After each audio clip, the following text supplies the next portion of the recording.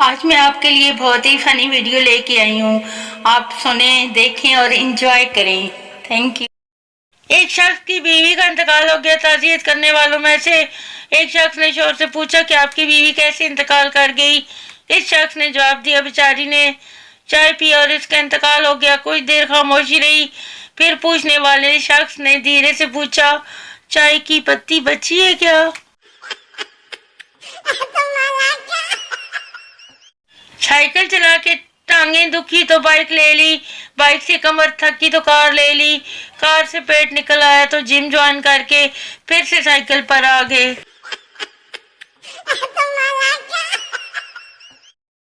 فقیر ایک گھر کے باہر آواز لگا رہا تھا، بابی کو روٹی کھلا دو. بابا چاول بھی کھا لیتا ہے، بابا آئس کریم اور بوتل بھی پی لیتا ہے. اندر سے ایک موٹی لڑکی بولی، بابا جوتے بھی کھا لیتا ہے. فقیر معصومیت سے، نہیں بیٹا، بابے کو سخت سزا منع ہے.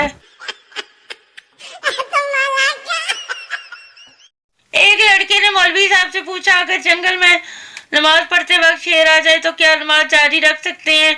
قربان جاؤں مولوی صاحب پر، کیا خوب جواب دیا.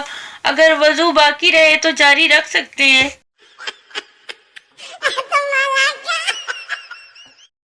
پپو، ابو مجھے گاڑی کی چابی دے، میرے کالج میں فنکشن ہے، آج میں گاڑی پر جاؤں گا. باپ، وہ کیوں؟ پپو، 10 لاکھ کی گاڑی میں جاؤں گا، سب پر میرا روب پڑے گا. باپ، یہ لو 10 روپے، 48 لاکھ کی بس پر جاؤ، زیادہ روب پڑے گا.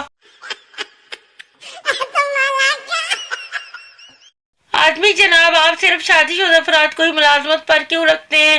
افسر، کیونکہ ان میں بے عزتی برداشت کرنے کی صلاحیت ہوتی ہے اور گھر جانے کی جلدی بھی نہیں ہوتی. محلے کی خوبصورت ترین لڑکی جب ہماری گلی سے گزری تو ہم نے اس کے قدموں کی خاک چوم لی اور وہ پاگل میری ماں سے بولی، تیرا منڈا مٹی کھاندا ہے. ساس، آج میری بیٹی اتنی خاموش کیوں بیٹھی ہے؟ دماد، کچھ نہیں، لائٹ گئی تھی، اس نے لپسٹک مانگی، میں نے الفی دے دی، شاید اسی بات پر ناراض بیٹھی ہے.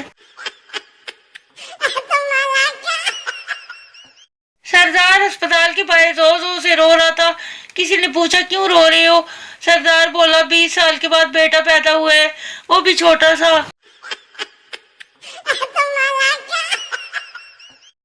ایک پٹھان نے سرکاری زمین پر غیر قانونی دیوار بنائی.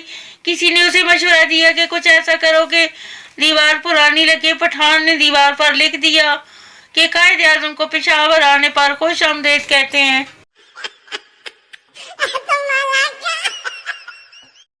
شوہر نے بجلی کا پلگ ٹھیک کرتے ہوئے بیوی سے کہا، بیگم ذرا یہ تار پکڑنا. بیگم نے تار پکڑی، شوہر کو چھوا. بیگم نہیں، شوہر، اس کا مطلب ہے کرنٹ دوسری تار میں